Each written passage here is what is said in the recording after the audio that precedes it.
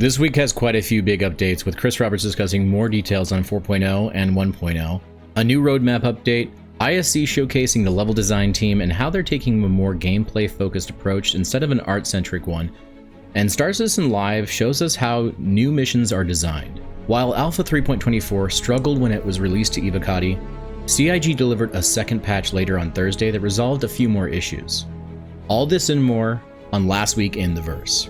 If you love to discuss the game's future and updates that are clear and concise, and enjoy seeing all of the great sim gear and peripherals on the market, smash that like button and share your thoughts, and consider supporting the channel by clicking that subscribe button so you can stay informed.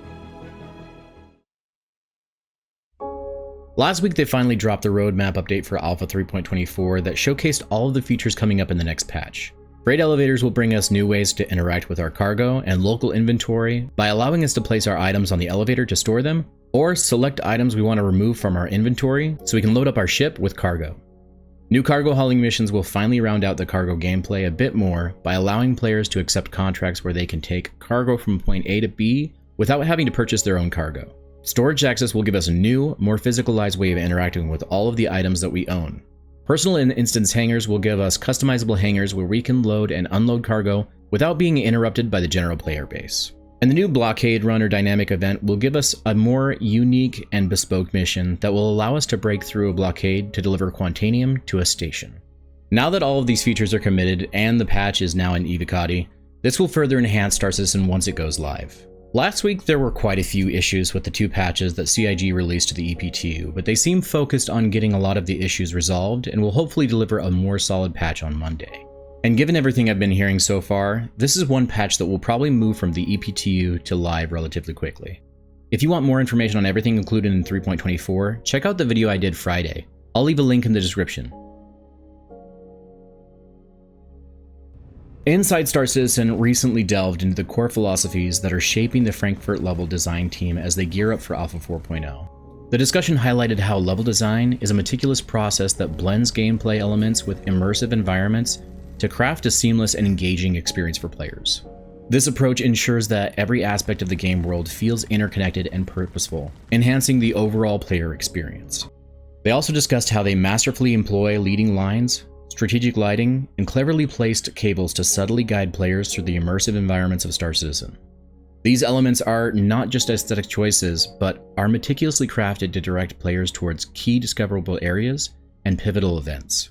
This thoughtful design ensures that players are not only engaged, but are also provided with multiple pathways and options to complete objectives, allowing for a variety of approaches to different situations. This dynamic and player-centric design enhances the overall experience, making each journey through the game uniquely personal and rewarding. They stated that going forward, their approach will be on gameplay being more important than art. This is a really nice change to hear that we've needed for a long time, given that in many previous level designs, both on ships and on planets, seemed to indicate that the level design team and art team didn't often communicate in order to deliver a more cohesive experience for players, as is the case with all of the elevators and trams that we have to take to get to various locations.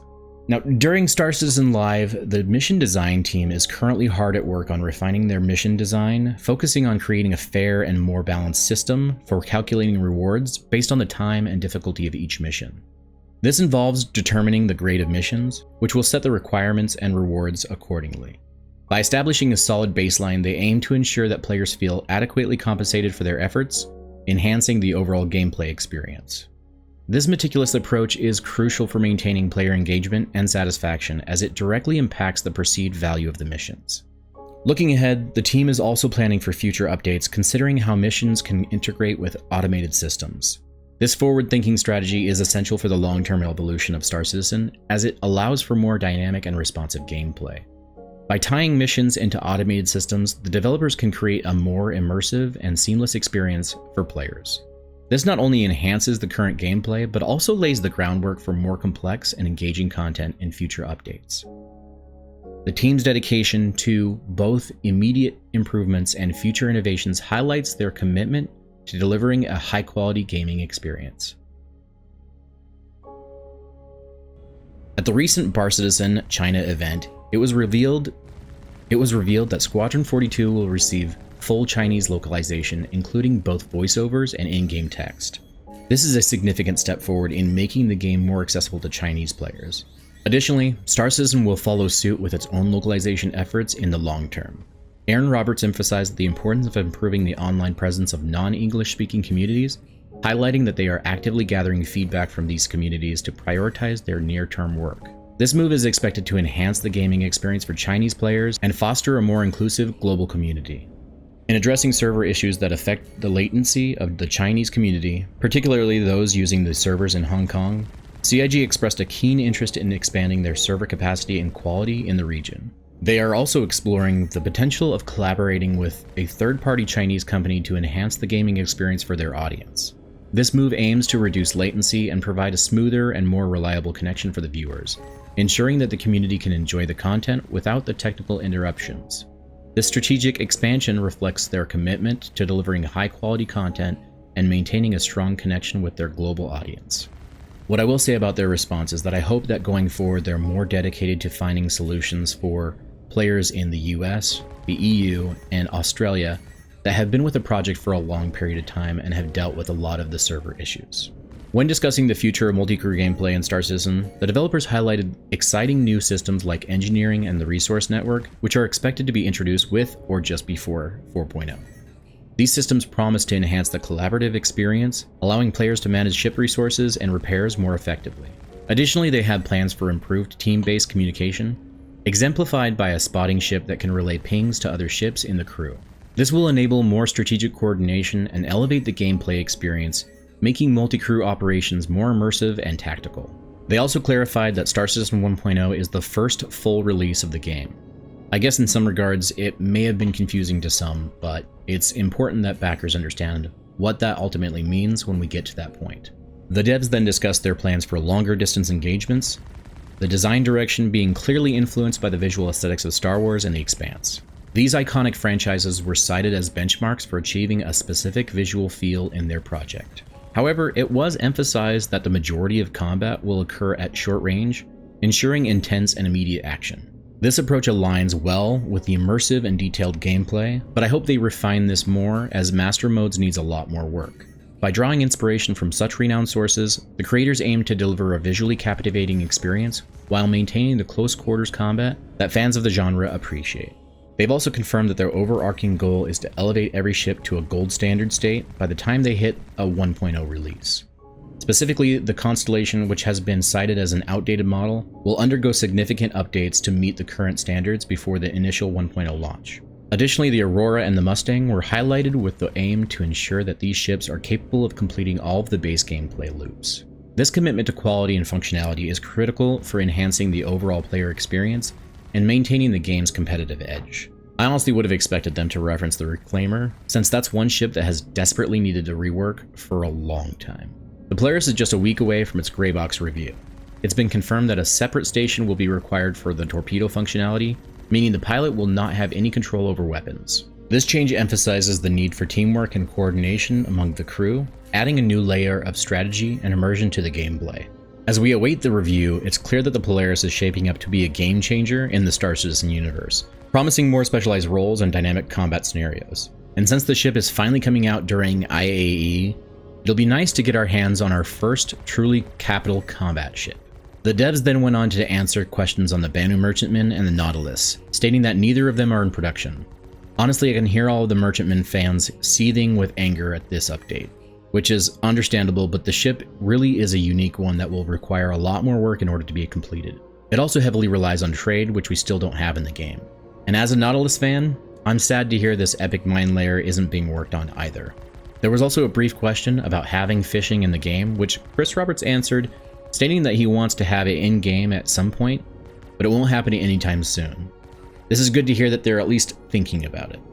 In the upcoming updates for Star Citizen, particularly with the release of Alpha 4.0, the developers have hinted at the introduction of more creatures to enhance the game's ecosystems.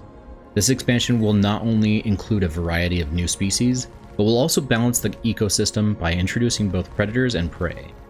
As the game progresses towards its full release, more creatures will be added, creating a dynamic and immersive environment for players to explore. This gradual build-up aims to enrich the gameplay experience, making the universe of Star Citizen more vibrant and lifelike. Furthermore, the developers are planning to introduce more items that are challenging to obtain through the long-term investment and risky traversal. For instance, imagine a legendary weapon that can only be purchased in a specific area of Pyro, requiring players to achieve a certain level of reputation to obtain it. This approach not only adds depth and challenge to the game, but also serves as a significant motivation for players to engage in high-value trade items, fostering a dynamic player-driven economy. Group bedlogging's return, where multiple players can log out in a single ship, is a feature that many in the Star Citizen community are eagerly anticipating. However, based on the current development roadmap and the complexity involved in implementing such a system, it's likely that we won't see this feature until next year at the earliest.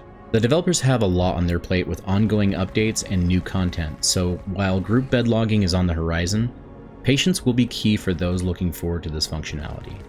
As larger ships are being developed, there's a significant focus on optimizing the utilization of their empty space.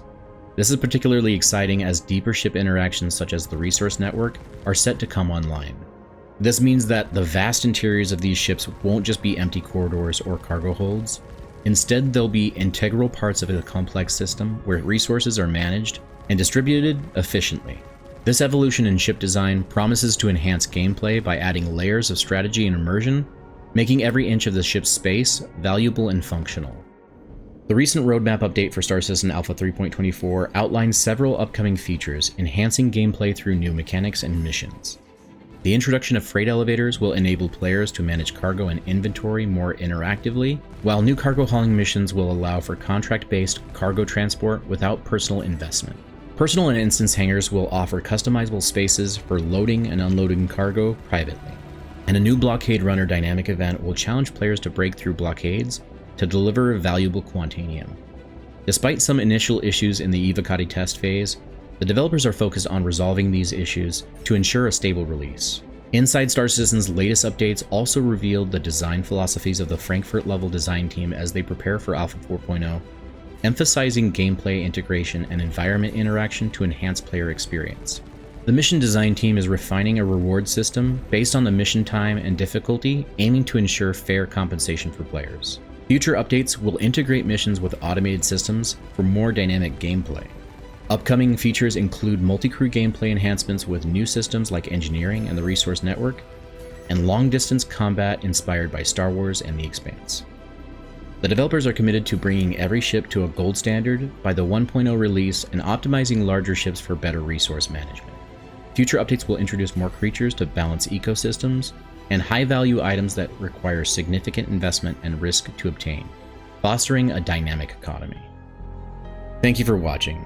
If you enjoyed this video, hit that like button and let me know in the comments what you thought of this past week, as I would love to hear your thoughts.